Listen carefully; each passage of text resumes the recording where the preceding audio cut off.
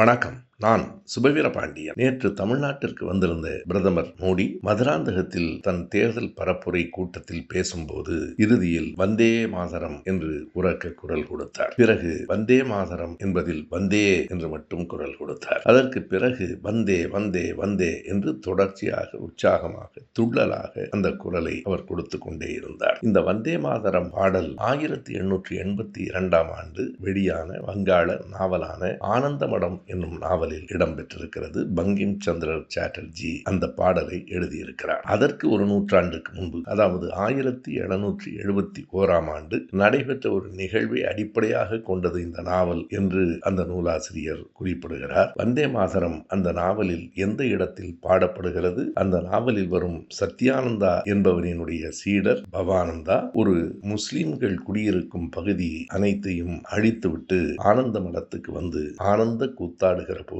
வந்தே மாதரம் பாடலை பாடினார்கள் என்று அந்த நாவல் சொல்கிறது. எனவே இஸ்லாமியர்களை அழித்துவிட்டு பாடுகிற பாடல்தான் வந்தே மாதரம் என்பதையும் நாம் நினைவில் கொள்ள வேண்டும்.